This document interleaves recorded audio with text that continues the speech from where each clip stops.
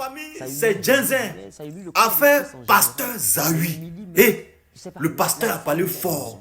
Déjà, la femme du pasteur était mariée quelque part là-bas. Elle n'a pas sali que divorcé et elle est venue se marier avec le pasteur Zawi. Famille, écoutez jusqu'à la fin, c'est gâté. C'est Djenzen, c'est Nino, c'est Vlanka. Ça humilie l'église Genèse, ça humilie le corps de Christ en général, ça humilie même, je sais pas, la femme même dans son essence. Parce que tu ne peux pas avoir vécu avec une femme et puis te retrouver devant une caméra pour parler de cette femme. En tout cas, c'est vraiment choquant. Mais je me dis qu'aujourd'hui, tout ne se limite plus à ma petite personne.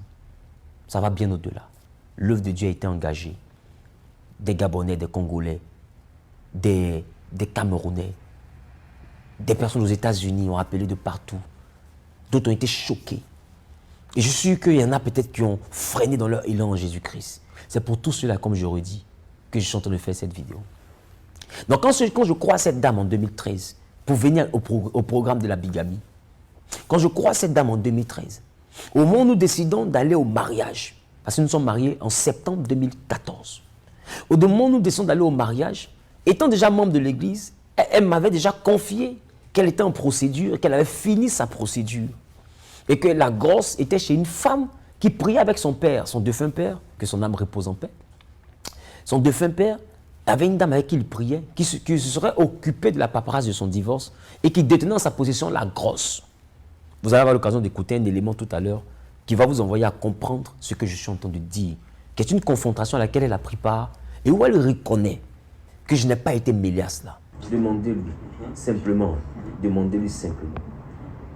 Les enfants que nous avons eus, tous les documents, même les documents du mariage, les démarches, est-ce que je suis déjà allé à la mairie, moi en tant que Zawi, pour aller faire même extrait de naissance de mes enfants? C'est moi qui fais. Qui fait? C'est elle qui fait.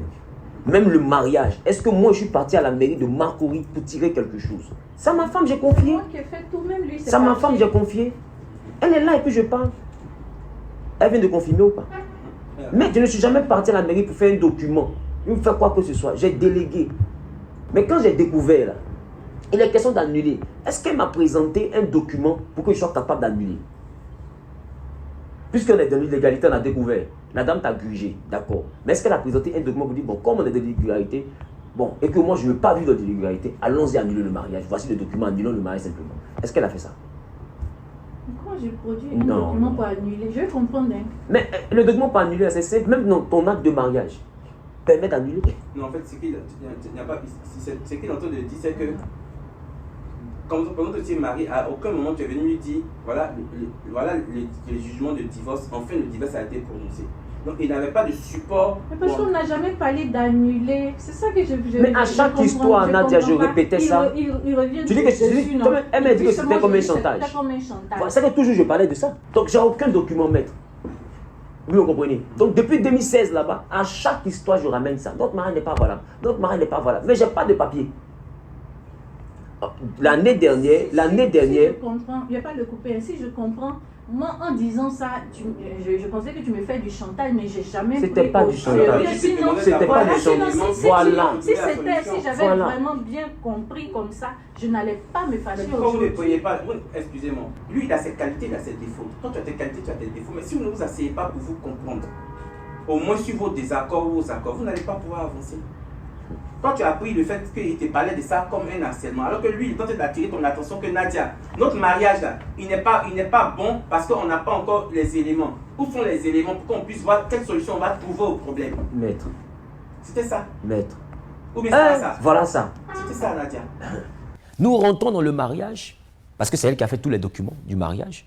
Parce que je l'ai délégué, pas parce que j'étais incapable de le faire. J'ai délégué parce que pour moi, vous savez, en tant qu'homme, il peut arriver qu'on délègue des choses à nos femmes. Il y a des choses que les hommes ne font pas toujours d'eux-mêmes, même s'ils peuvent le faire, mais ils préfèrent dire « Ah, essaie de gérer ça ». Et c'est comme ça que j'ai mis les dossiers des préparatifs de mariage entre ses mains, pour qu'elle puisse tout refaire. Donc elle a fait les extraits, même mon extrait pour aller me marier, c'est elle qui allait tirer. Et elle a déposé tout cela à la mairie de Marcory. Je suis étonné qu'aujourd'hui j'apprends que j'étais à la base, sinon j'étais complice. Vous savez, on a déjà vu des pasteurs sortir avec les femmes des gens. Ça, on est habitué à ce genre de choc. On a déjà vu des pasteurs sortir avec des membres, une tierce personne. On a déjà vu ça. Mais des pasteurs prennent la femme d'autrui jusqu'à marier la femme d'autrui pendant qu'elle est encore mariée. Je pense que c'est moi qui ai débloqué ce niveau-là. Et je pense que ce que vous êtes en train de dire de moi n'honore pas le corps de Christ. Et ça n'honore pas les valeurs, même pas chrétiennes. Les valeurs en termes d'éducation que j'ai reçues de mes parents. Lorsqu'on dit cela, ce n'est pas moi qu'on insulte. C'est beaucoup plus mon défunt père qu'on est en train d'insulter. Parce que mon père, lorsque j'ai rencontré cette femme, je lui ai dit, papa, j'ai croisé quelqu'un. Il m'a demandé c'est qui. Je lui ai expliqué qui c'était. Et je lui ai dit, il m'a demandé elle a quel âge, parce qu'apparemment, elle semble plus âgée que toi. J'ai dit, elle a 10 ans de plus que moi. Présentement, moi, j'ai 24 ans. Elle en a 34. Il dit, mais elle est âgée. Elle sort d'un mariage. Elle est un nourrisson parce que son dernier enfant venait à peine d'être sévré quand je l'ai rencontrée. Elle a pratiquement un nourrisson. Elle a des enfants, vous savez, 3 enfants à pas âge, de moins de 10 ans. Elle a une grande fille, adolescente, dont je tairai les noms parce que souffrez que je n'expose pas les enfants. Alors il m'a demandé, mais pourquoi? Parce que quand je la vois, apparemment, je ne sais pas qu'est-ce qui peut te motiver en tant que jeune, tu es en train de faire ton truc. Pourquoi une telle personne? Je lui ai répondu, papa, c'est parce que je l'aime.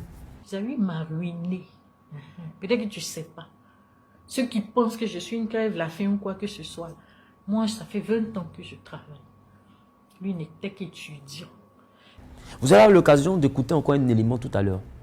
Élément dans lequel, lors d'une confrontation, je présente tout ce que je lui dis. Je vous dis là maintenant.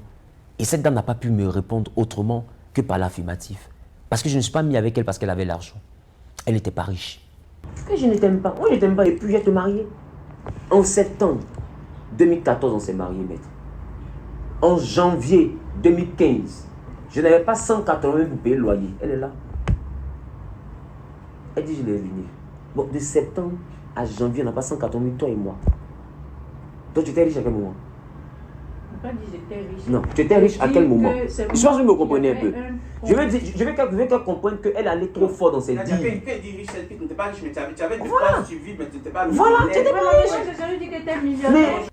Elle n'était pas nantie. Elle travaillait certes.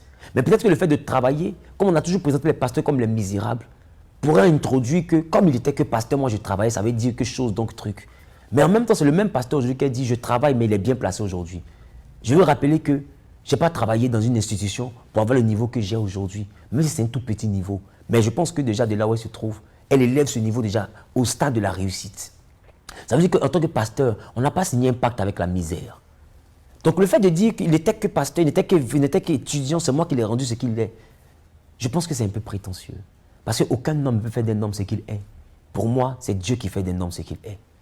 Et même peu importe la bonne volonté d'une femme, elle ne peut pas donner un avenir à son homme. Parce que la Bible dit, l'homme a plusieurs projets dans son cœur. Mais c'est sur le dessein de Dieu qui s'accomplit. Il dit qu'il connaît son plan pour chacun, afin que nous ayons un avenir et de l'espérance. Ça serait de la mauvaise foi de ma part, de dire que cette femme n'a jamais rien apporté dans ma vie. Parce que oui, elle m'a apporté beaucoup, en termes de soutien, en termes de conseils, en termes d'encouragement. Quand des gens me dénigraient, elle était là. J'étais loin d'imaginer qu'aujourd'hui, elle prendrait la posture de ceux qui m'attaquaient hier. Mais je ne peux pas en même temps balancer, sinon balancer du revers de la main tout ce qu'elle a pu apporter dans ma vie en tant que femme avec qui j'ai vécu. Oui, je suis choqué. Je suis choqué parce que je suis en train de parler de quelqu'un à qui j'ai dit oui un jour à la mairie. Même si après j'ai découvert qu'elle était mariée, et avant de me marier, ce n'est pas ça le plus important. Ce qui me choque, c'est ce que j'ai vu comme vidéo. Et c'est là que je me dis, on connaît peut-être vraiment l'être humain. L'être humain est très versatile. L'être humain est très particulier. L'être humain est très exceptionnel. Revenons au cas de la bigamie. Donc quelqu'un me dit qu'elle a découvert, elle a la grosse par l'intromise de la dame, je lui confie tout. Donc on choisit la date en septembre 2014 plutôt. On va au mariage, ses parents sont là, son père me reçoit la veille du mariage civil, il récupère la dot. Après la dot, on va à la mairie et au mariage religieux, c'est même ses oncles qui la tiennent. Sa mère offre un gâteau. Donc aujourd'hui, pourquoi est-ce qu'on me dit que sa famille n'était pas informée qu'elle devait se marier avec moi, ou bien que j'étais informé plutôt qu'elle était mariée et puis j'ai accepté. Je pense que c'est gauche parce que c'est gauche de sa part, pas de la part de sa famille, parce que c'est une famille que je respecte. C'est gauche de sa part d'impliquer sa famille jusqu'à ce niveau. C'est un peu comme si elle était en train de dire que sa famille savait qu'elle était mariée, mais cependant pris la dot d'une deuxième personne. Pour moi, ce n'est pas moi qu'elle attaque, c'est sa famille qu'elle insulte. Elle ne devrait pas le dire. Parce qu'une famille qui est digne, comme je pense que sa famille est digne, ne pourrait pas se retrouver à prendre 2 dots pour une même fille. Donc je suppose que ce qu'elle m'a dit là, c'est la même chose qu'elle a servi à sa famille. Disant que je suis divorcé, j'ai reçu la grosse, donc je peux me remarier. Son père m'a reçu avec les membres de ma maison. Nous avons remis la dot. Il a validé le mariage. Ses oncles étaient là, sa sœur était là, son beau-frère, ainsi que, voilà. Tout le monde était là, même la sœur de sa mère était présente. Ses parents sont venus du Sénégal, rien que pour ce mariage. J'ai encore les images et je vais vous présenter les images en floutant peut-être les visages et vous allez comprendre comment le mariage s'est déroulé. Ça s'est déroulé avec l'appui de sa famille. En 2016, je découvre, parce que je lui demande, on s'est mariés, mais je ne vois pas la grosse depuis. Tu ne me donnes pas le document. Je ne comprends pas ce qui se passe. Et c'est là qu'elle me dit que la grosse là, elle a été grugée. La dame n'a pas fait la grosse. Et je lui dis, mais Nadia, si la dame n'a pas fait la grosse, c'est que notre mariage a un problème. Si le mariage a un problème, cherchons à l'annuler. Frères et sœurs, de 2016 à 2022, elle me disait qu'elle était harcelée. Vous allez écouter tout à l'heure sa propre voix. Écoutez l'élément. Donc, j'ai aucun document, maître. Vous comprenez? Donc, depuis 2016 là-bas, à chaque histoire, je ramène ça. Notre mariage n'est pas valable. Notre mariage n'est pas valable. Mais je n'ai pas de papier. L'année dernière... Si je comprends, il n'y a pas de le couper ainsi, je comprends. Moi, en disant ça, je pensais que tu me fais du chantage, mais j'ai jamais... C'était pas du chantage. C'était pas du chantage. Voilà. Si j'avais vraiment bien compris comme ça, je n'allais pas me fâcher aujourd'hui. Excusez-moi. Par rapport à l'élément que vous venez d'écouter, vous voyez qu'elle m'a dit que je la harcelais. C'est-à-dire que je lui mettais une pression parce que je voulais rompre. Parce que pour moi, en tant que pasteur, c'est pas bon d'être avec la femme de quelqu'un d'autre. Nous sommes restés dans ça parce qu'il était question non seulement d'annuler le mariage, et en dehors d'annuler le mariage, l'aider dans sa procédure, et puis maintenant voir si on doit refaire notre mariage en bonne et due forme. Elle n'a jamais voulu parce qu'elle s'est toujours dit, si on annule le mariage, c'est comme s'il va partir. J'ai dit, mais Nadia, tu as quel problème? Je ne me suis pas marié par contrainte. Elle n'a jamais donné le document. Jusqu'à ce que nous arrivions en 2022. 2022, année durant laquelle des tensions dans notre couple, cette affaire de mariage encore était au centre de plusieurs polémiques dans notre couple.